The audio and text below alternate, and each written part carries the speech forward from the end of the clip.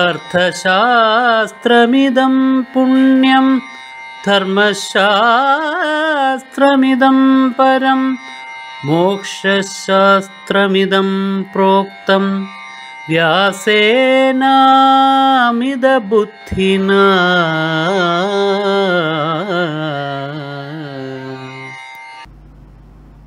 ദൈവീ സമ്പത്തിൻ്റെ ധർമ്മവിശേഷങ്ങളെ നമ്മൾ പഠിച്ചുകൊണ്ടിരിക്കുകയായിരുന്നു.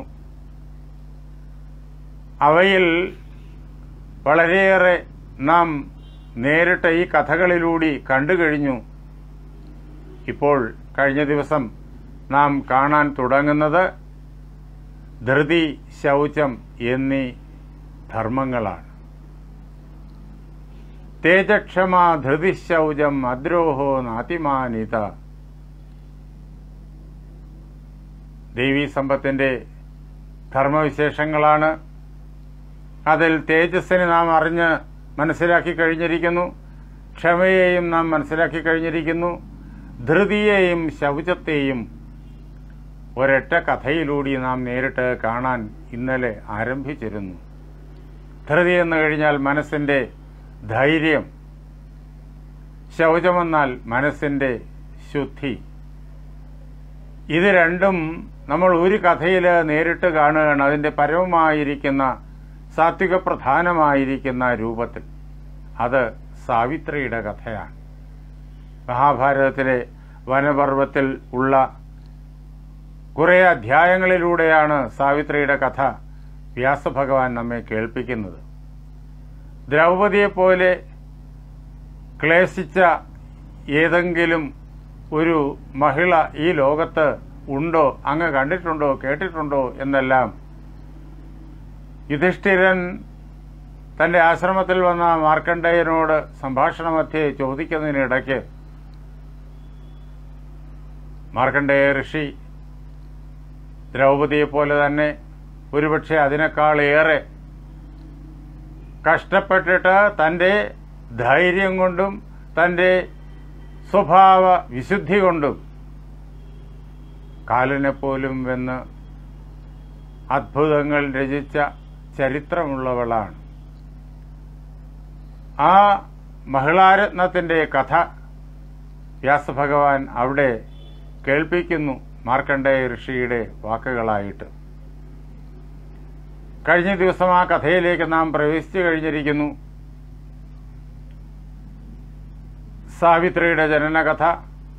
സാവിത്രിക്ക് ഒരു വിവാഹം ആലോചിക്കുന്ന കാര്യം, യുക്തനായ ഒരു വരനെ കണ്ടെത്തിയാൽ അതിനെക്കുറിച്ച് തന്നെ അറിയിക്കണം എന്ന് പിതാവ് നിർദ്ദേശിച്ച് മന്ത്രിമാരോടൊപ്പം സാവിത്രിയെ രാജകൊട്ടാരങ്ങളിലേക്കും അതേപോലെ തന്നെ ആശ്രമങ്ങളിലേക്കുമൊക്കെ തീർത്ഥയാത്രയായിട്ട് അയക്കുന്നത് നാം കണ്ടു. സാവിത്രി കുറെ നാൾ കഴിഞ്ഞ് മടങ്ങി വരുന്നത് നാം കഴിഞ്ഞ ദിവസം ദർശിച്ചിരുന്നു. സാവിത്രി മടങ്ങി വരുമ്പോഴേക്കും അവിടെ ഒരു വിശിഷ്ടനായ അതിഥി ഉണ്ടായിരുന്നു, നാരദ മഹർഷി. നാരദനും സാവിത്രിയുടെ പിതാവും തമ്മിൽ സംസാരിച്ചുകൊണ്ടിരിക്കുന്ന അവസരത്തിലാണ് സാവിത്രി മന്ത്രിമാരോടൊപ്പം അവിടെ മടങ്ങിയെത്തുന്നത്. രാജാവായ അശ്വപതി സാവിത്രിയുടെ ആ ആഗമനത്തിൽ വളരെയേറെ സന്തോഷിച്ചു. നാരദൻ അതിൻ്റെ കാരണങ്ങളൊക്കെ ചോദിക്കുന്നു. സാവിത്രി താൻ എന്താണോ പിതാവ് നിർദ്ദേശിച്ചത് അത് നിർവഹിച്ചു കഴിഞ്ഞിരിക്കുന്നു, അത് കേൾപ്പിക്കാമെന്ന് അവരോട് പറയുന്നു. അങ്ങനെ നാരദനും പിതാവും ആവശ്യപ്പെട്ടതനുസരിച്ചിട്ട് താൻ തൻ്റെ ജീവിത പങ്കാളിയാക്കാൻ ആഗ്രഹിക്കുന്ന യുവാവിനെക്കുറിച്ച് സാവിത്രി അവിടെ ആ രാജസദസ്സിൽ വെച്ച് അച്ഛനെയും നാരദനെയും കേൾപ്പിച്ചു. അത് വേറെ ആരുമല്ല, ശാൽവരാജാവായ ദ്യുമത്സേനന്റെ പുത്രൻ സത്യവാനാണ്. ദ്യുമത്സേനൻ രാജാവായിരുന്നു. അദ്ദേഹത്തിൻ്റെ പുത്രനായ സത്യവാൻ കൊച്ചു കുഞ്ഞായിരിക്കുമ്പോൾ ദ്രുമത്സേനന് കാഴ്ച നഷ്ടപ്പെട്ടു. അതിനെ തുടർന്ന് അദ്ദേഹത്തിന് രാജ്യവും നഷ്ടപ്പെട്ടു. സമീപത്തുള്ള അദ്ദേഹത്തിൻ്റെ ശത്രുക്കൾ ഇപ്പോൾ ദിമുത്സേനന് പ്രതികരിക്കാൻ ശേഷിയില്ല എന്ന് മനസ്സിലാക്കിയിട്ട് ആ രാജ്യം പിടിച്ചെടുത്തു. ത്രിമുത്സേനൻ അവിടെ നിന്നിട്ട് കാട്ടിലേക്ക് പോയി. അവിടെ അദ്ദേഹം ആശ്രമജീവിതം നയിക്കുകയാണ്. അവിടെയാണ് സത്യവാൻ വളർന്നു വന്നത്. ദിമുത്സേനന്റെ ആശ്രമത്തിലും സാവിത്രി പോയിരുന്നു, സത്യവാനെ കണ്ടിരുന്നു. സാവിത്രിക്ക് സത്യവാനാണ് തനിക്ക് യുക്തനായ പതി എന്ന് തോന്നി. പക്ഷെ ആരോടും പറഞ്ഞില്ല, കൂടെ വന്ന മന്ത്രിമാരോട് പോലും പറഞ്ഞില്ല. ഇതാ ഈ സദസ്സിൽ വെച്ച്, നാരദന്റെ മുന്നിൽ വെച്ച് അച്ഛൻ ആവശ്യപ്പെട്ട അവസരത്തിൽ സാവിത്രി പറഞ്ഞു കേൾപ്പിച്ചു. ഇത് കേട്ട മാത്രയിൽ നാരദൻ ഉടനെ പറഞ്ഞു, അഹോപത മഹത്പാപം സാവിത്രിയാ നൃപതേ കൃതം. അല്ലയോ മഹാരാജാവേ, ഈ സാവിത്രി വലിയ ഒരു കഷ്ടകരമായിട്ടുള്ള കാര്യമാണ് ചെയ്തിരിക്കുന്നത്. തന്റെ ജീവിതത്തിൽ വലിയ ഒരു ദുഃഖത്തെയാണ് സാവിത്രി വലിച്ചു വെക്കാനായി തുടങ്ങുന്നത്. ഇതായിരുന്നു അദ്ദേഹത്തിന്റെ ആദ്യത്തെ പ്രതികരണം. വലുതായിട്ടുള്ള പാപം, വലുതായിട്ടുള്ളതായ ദുഃഖകരമായ അനുഭവം സാവിത്രി ഇതിലൂടെ നേടിവെക്കുന്നു. എന്തുകൊണ്ടെന്നാൽ ആ സത്യവാന്റെ ഭാവിയെക്കുറിച്ച് അവൾക്ക് യാതൊന്നും അറിയില്ല. അജാനത യദനയ ഗുണവാൻ സത്യവാൻ വ്രത. സത്യവാന്റെ ഭാവിയെക്കുറിച്ച് അവൾക്ക് യാതൊന്നും അറിയില്ല.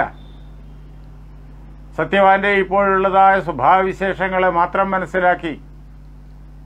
എല്ലാ സദ്ഗുണങ്ങളും തികഞ്ഞ വ്യക്തിത്വമാണ് സത്യവാൻ. ആ കാര്യത്തിൽ യാതൊരു സംശയവും വേണ്ട. പക്ഷേ ഭാവി കൂടി നോക്കണമല്ലോ ഒരു വിവാഹത്തിൻ്റെതായ ഘട്ടത്തിൽ.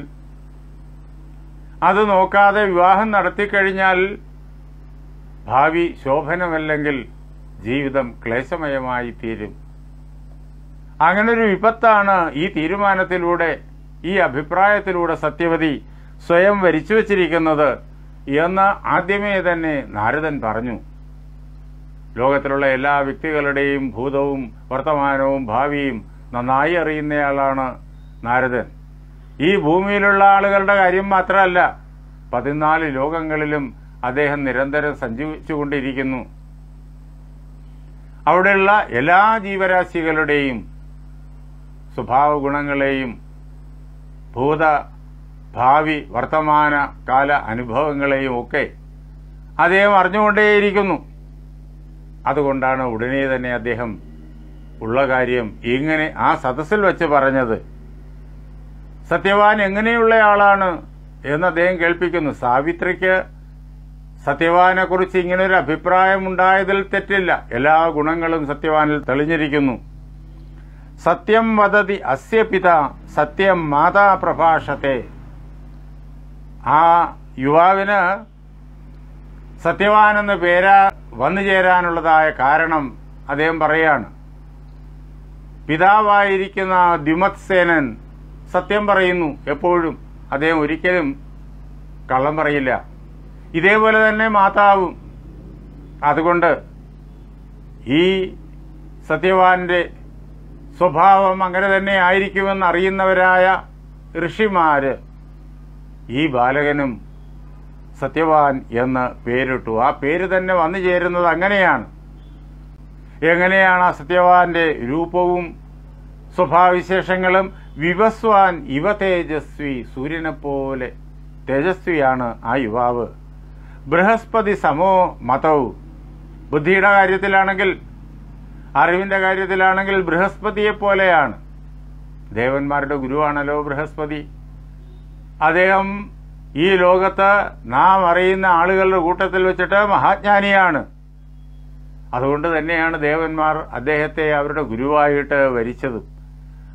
അറിവിന്റെ കാര്യത്തിൽ ഈ സത്യവാൻ ബൃഹസ്പതിക്ക് തുല്യനാണ്. വിനയോ രൂപവാനപി ഉദാരോ. രൂപവാനാണ് അദ്ദേഹം. നല്ല സൗന്ദര്യമുള്ളയാളാണ്.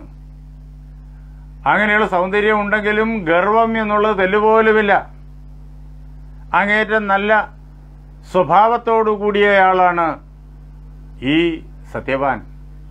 പ്രിയദർശനനാണ്. ഈ ലോകത്തിൽ എല്ലാവരോടും അങ്ങേയറ്റം സ്നേഹവും അതേപോലെ തന്നെ അടുപ്പവും വച്ച് പുലർത്തുന്നയാളാണ് എന്ന് മാത്രമല്ല, ഏവർക്കും സത്യവാനെ കണ്ടുകഴിഞ്ഞാൽ പ്രിയങ്കരനായി തന്നെ അനുഭവപ്പെടുകയും ചെയ്യും. ഈ സത്യവാൻ സാങ്കൃതേ രന്തിദേവസ്യ, അദ്ദേഹം രന്തിദേവന് സമാനനാണ്. ഏതുപോലെ? ദാനത്തിന്റെ കാര്യത്തിൽ സ്വശക്തിയ ദാനത സമ, തന്റെ ശക്തിക്കനുസരിച്ചിട്ട് വാരിക്കോരി ദാനം ചെയ്യും. ഇപ്പോൾ കാനനത്തിലെ ആശ്രമത്തിലാണ് വസിക്കുന്നത്. അവിടെയുള്ള തന്റെ ആ ജീവിതത്തിൽ തനിക്ക് എന്തൊക്കെ ദാനം ചെയ്യാൻ കഴിയുമോ അതെല്ലാം ദാനം ചെയ്യും. ആ കാര്യത്തിൽ യാതൊരു തടസ്സവും അദ്ദേഹത്തിനില്ല. അത് വെച്ച് നോക്കുമ്പോഴേക്കും രന്തിദേവന് തുല്യനാണ് സത്യവാൻ. ബ്രഹ്മണ്യ സത്യവാദീച്ച,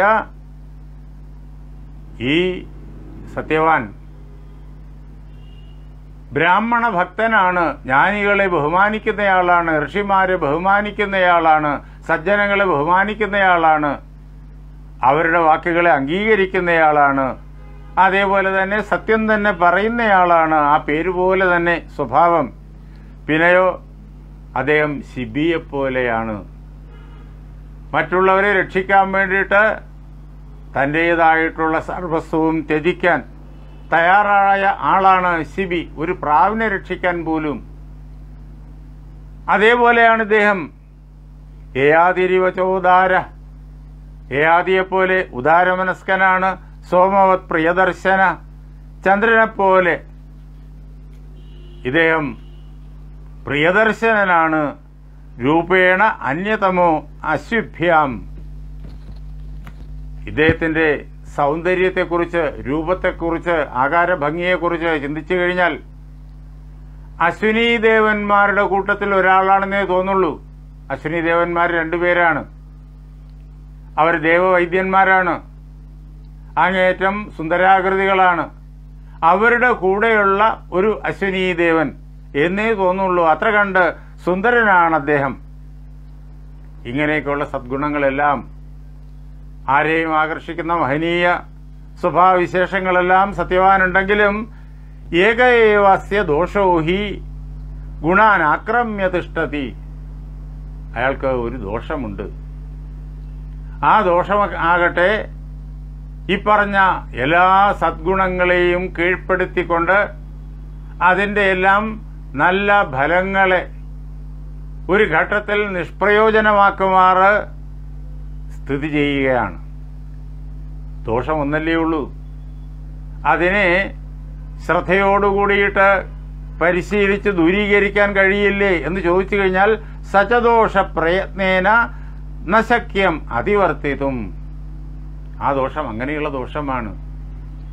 എത്ര കണ്ട് ശ്രദ്ധയോടുകൂടിയിട്ട് സാധനകൾ ചെയ്താലും പ്രയത്നിച്ചാലും ആ ദോഷത്തെ ഒഴിവാക്കാൻ കഴിയില്ല. അങ്ങനെയുള്ളൊരു കടുത്ത ദോഷമാണ് സദ്ഗുണസമ്പന്നനായിരിക്കുന്ന ഈ സത്യവാനുള്ളത്. അതുകൊണ്ടാണ് സാവിത്രിയുടെ മനസ്സിലുള്ളതായ ഈ സങ്കല്പം വലിയൊരു ഭാഗ്യദോഷമാണ് എന്ന് ഞാൻ ആദ്യമേ പറഞ്ഞത്. എന്താ അദ്ദേഹത്തിലുള്ളതായ ആ ദോഷം? ഏകോ ദോഷോസ്തി ന അന്യഃ അസ്യ സോ അദ്യപ്രഭൃതി സത്യവാൻ സംവത്സരേണ ക്ഷീണായുർ ദേഹന്യാസം കരിഷ്യതി. ഇതാണ് ദോഷം. ഇന്നു മുതൽ 365 ദിവസം അങ്ങോട്ട് എണ്ണണം. ഇന്നു മുതൽ ഒരു വർഷം തികയുന്ന അന്ന് ഈ സത്യവാന് പ്രാണൻ നഷ്ടപ്പെടും. അവന്റെ ആയുസ് വളരെ അല്പമാണ്. യൗവനത്തിൽ തന്നെ മരിക്കുക എന്നുള്ളതാണ് സത്യവാന് കൈവന്നിരിക്കുന്നതായ വിധി. അത് ഒഴിവാക്കാൻ ആർക്കും സാധ്യമല്ല.